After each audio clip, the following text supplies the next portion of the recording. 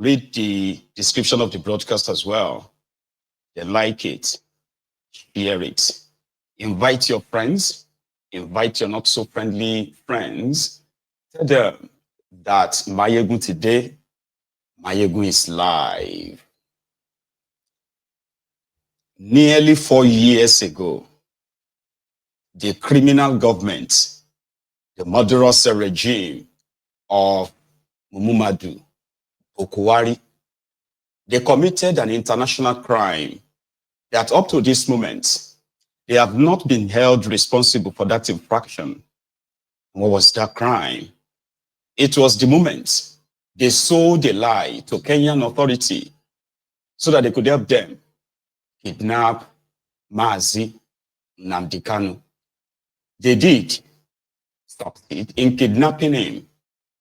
And upon returning back to Nigeria, Nigeria court ruled that Nnamdi Kanu has no case to answer, simply because of the process of his extraordinary rendition. And that's a fancy word for being kidnapped by government.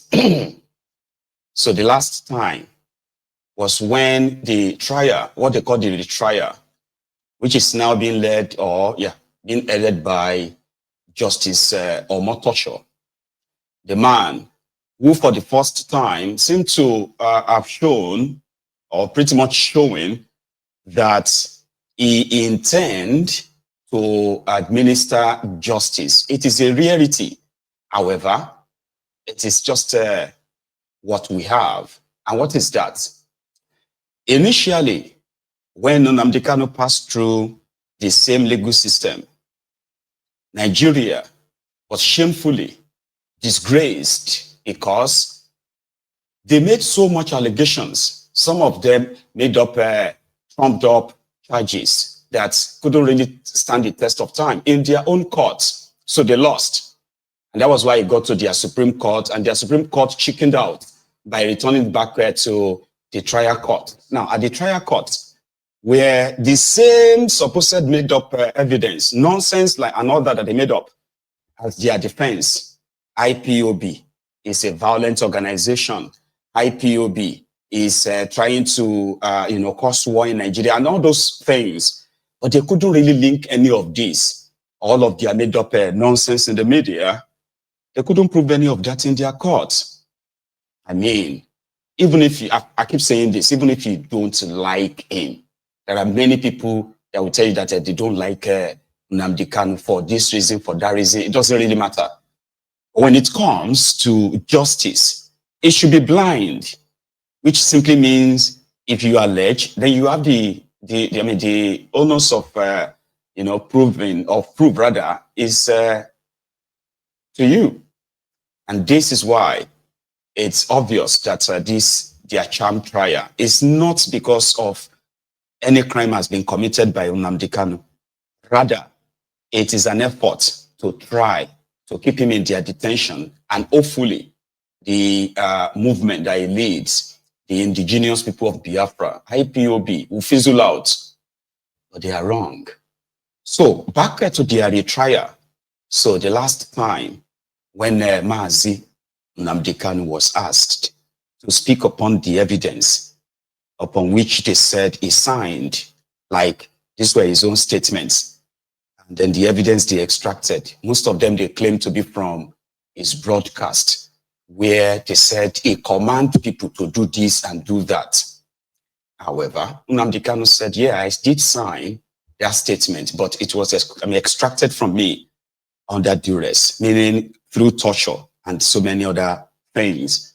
So that judge came back and ruled that all the evidence presented by the three witnesses so far, they call them PW1, PW2, PW3, AAA, BBB, and CCC. Or you get what I mean? You can call it prosecution witness 1 or AAA, prosecution witness 2 or BBB, prosecution witness 3 or CCC. All these three, with their made up supposed evidence of what crimes that Nnamdi Kanu committed. And just a little flashback, a little bit of rollback as well, so that you can understand this very well, okay? So initially, right, they said Mazi Nnamdi Kanu, okay, used his platform to control and tell people what to do, especially during the EndSARS, where he told protesters that if they kill you, you need to face them and kill them too. And also, right, that Mazi Nnamdi Kanu, this was from the earlier stage, they said Mazi Nnamdi Kanu said Bokuwari was cloned, meaning it was a fake Bokuwari. So they initially charged him for treason. And in the space of 10 years, now they have been on it, right? They have changed the charges. They've dropped treason. Now they are now pushing terrorism. So the judge came back and ruled and said, well, everything you presented, all this evidence, the videos, they are not admissible because you obtained a statement in admitting to some of this stuff without his lawyer present and under duress. So part one, you can call that part one. It's not done because they said they still have more witnesses, right? So part one is kind of like won and lost. Lost. This is their second one. They have now continued what they call the trial, the prosecution and their witnesses. Another DSS who has now taken the stand, today, before the case got adjourned till tomorrow. So the transcription, I'm talking about the cross-examination that took place. I will take you through that. But first, the arrival of Mazi Nnamdi Kanu, their court room earlier today. Give me a sec.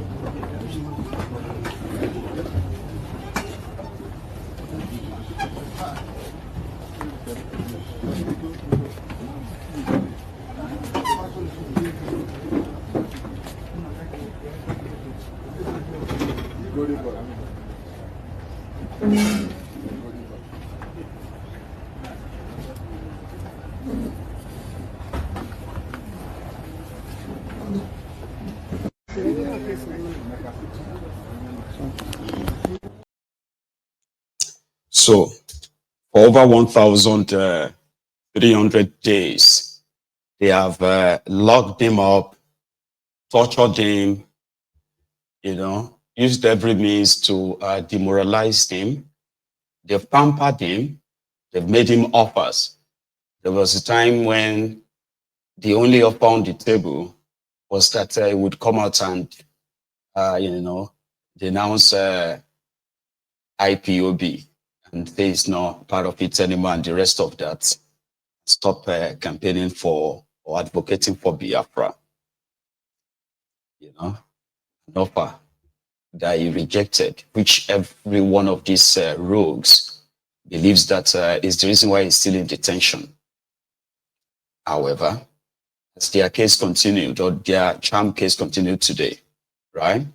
The cross-examination between their fourth witness, their fourth prosecuting witness that we will address as either witness or PW4 or DDD. I would rather use witness. Okay, so the cross-examination between the prosecuting counsel, that is the Nigeria or DSS lawyer or Nigeria lawyer, questioning their own witness based on whatever evidence is presenting. Guess what? It is still about this broadcast or that broadcast, so similar to the other nonsense they actually cubed the last time that the judge said not admissible. So I'll read through. So it's called the preliminary examination, and it was between the prosecuting counsel and the witness, their own witness, DSS witness. So here we go. So the prosecuting counsel said, do you know who Mazi Nnamdi Kanu is? Here we go again, right? So the witness said, yes, he is the IPOB leader who has been calling for the breakup and secession of Southeast from Nigeria. The prosecuting counsel, how can you describe him? The witness, he is a terrorist. Prosecuting counsel, how did you get to know him? The witness, I knew him when he was arrested in Lagos and he incites people through Radio Biafra. Prosecuting counsel, where did he keep the transmitter used in hearing Radio Biafra? The witness, Mazi Nnamdi Kanu kept it in one Benjamin Madubogu's house at Ubulu, Isiuzo. So the prosecuting counsel, who was assigned to carry out the transmitter search? The witness, I was to carry out the search, locate the transmitter, retrieve it. Transmitter. Okay. Mazi, well, anyway, I'll come back to that, but let's continue. Anyway, so the prosecuting counsel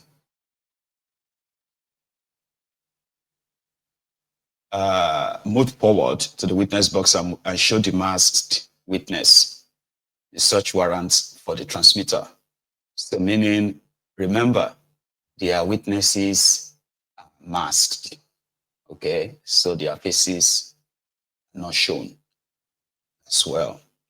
So here, after showing the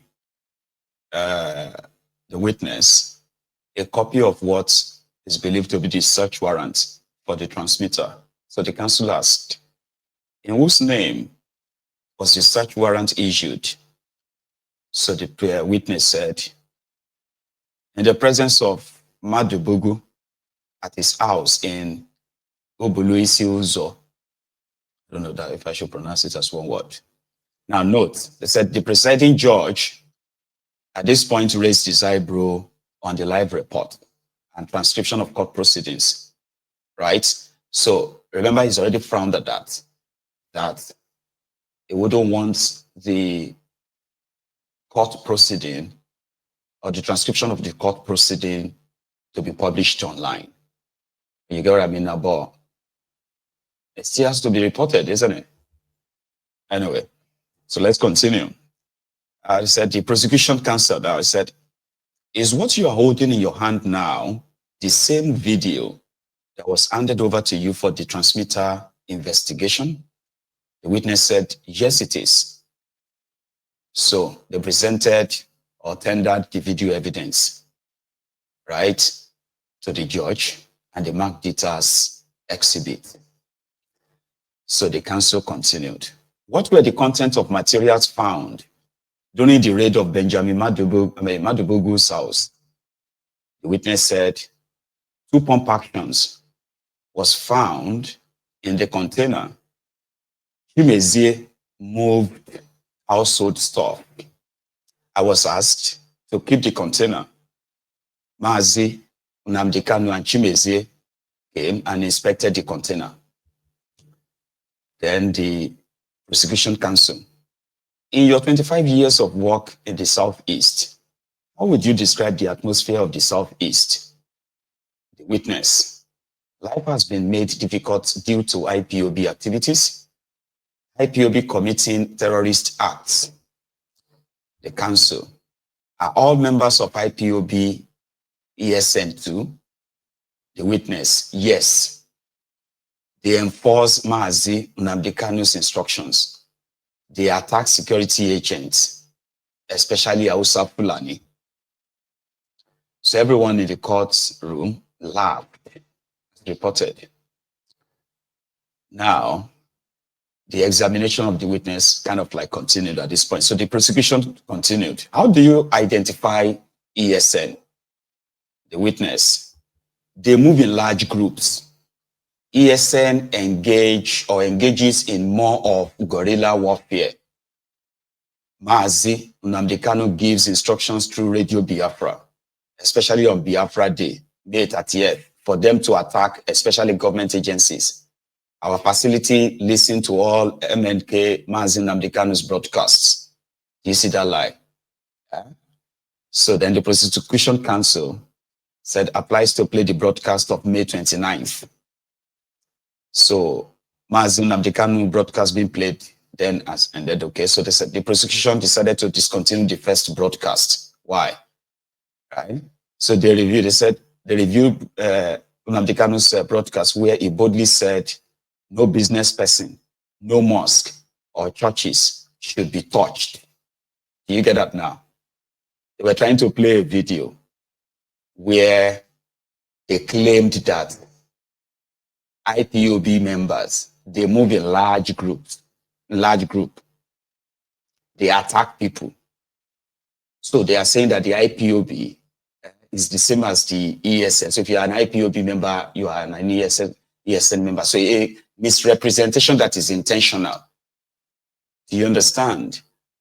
So they now want, they said Nnamdi Kanu always ordered them to attack people on May, remember, Biafra, so the Biafran Heroes Day, Remembrance Day. So they now pulled a video where they started playing the video. They heard where Nnamdi Kanu, a day before the Heroes Day, Nnamdi Kanu was telling everyone never to attack businesses. You know, I said, Nnamdi Kanu was saying that they shouldn't attack business person, no mosque or churches should be touched. Don't touch anybody, right? So they stopped the video. No, I don't think we can use this. It's sham trial. It's a persecution, it's not prosecution, it's persecution. So they quickly stopped it as, you know what, no, we can't use this one. So let's continue. So they stopped it abruptly. Now, their witness now gone back to the same thing that the other one said, the other three said, that they said is not tenable because they are all nonsense, cooked up jargons with no anything to back it, just trumped up. So he said, he narrated that Gulak was killed on Monday. You know something? Meanwhile, the 30th of May, 2021 was on a Sunday.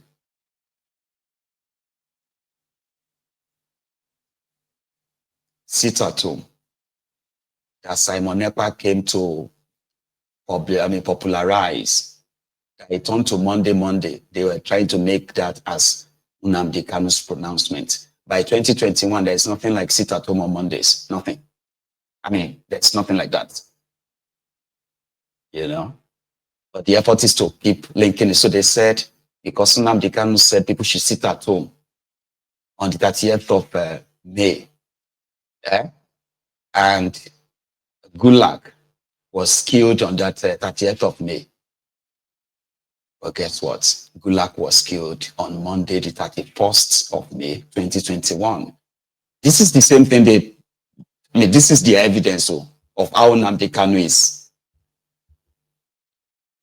what do you call a criminal for peacefully asking for a referendum for the people of the Eastern Nigeria. Let me show you something quickly, all right, before we continue, because they also mentioned a young man was also assassinated by the Ebubeagu criminals, the Southeast Governors militia group, that instead of going after the Fulani terrorists, they would rather go after the ESN, which is like the forest guard that Nnamdi Kanu put together to go after the Fulani terrorists. So they were telling people that the ESN move in large group. This is what he's referring to. This is IPOB members. They are not ESN.